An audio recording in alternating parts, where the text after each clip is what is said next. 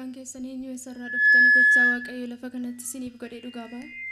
Maqaan koo Simboon jedhama. Lafti ani jiraadhu Lukaandaadha. Wanti waaqayyo naaf godhe waan baay'eedha. Isaan keessaa waan lama dhugaa ba'a. Isaanis immoo guyyaa wayii baay'ee rakkadheen ture. Innis immoo wanta ta'e baradhu dhabe birrii nan dhabe jechuudha. Raajiin immoo guyyaa sanas jiru turani. Akkaawuntii keessan fidadhaa kottaa guyyaa jedhan yaadachuu dandeessu.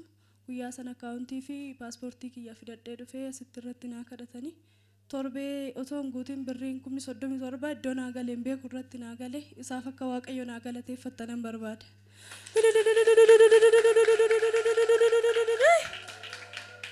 Qoy akkaawuntii sana irratti fakkeenyaaf asitti akkaawuntii irratti kadhannee turre birriin kun eessaa akka galee maal akka godhe waan qoratte yookaan immoo waan gaafatte qabda? Iddoo asitti mana baankii dhaqee iddoo naa galerree dogoggoraan illee yoo gale yoo jiraate jedhee gaafadheen ture. Gaafadhu bakka namni nu gaafate hin jiru yoo nu gaafatan immoo dogoggoraan yoo galee hin deebistaa naan jedhanii ergas illee gaafadheera namni isaan gaafate hin jiru. Ani immoo iddoo naa galee sin beeku nama naa galchee sin beeku waaqayyoon naa galee. Waaqayyo fulfina kenna harkeessa walitti buusaati. Waaqayyo fulfina kenna.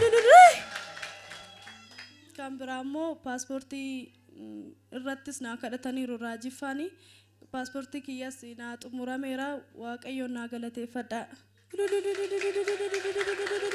Waaqayyoon galateeffadhaaf irra deebi'aati.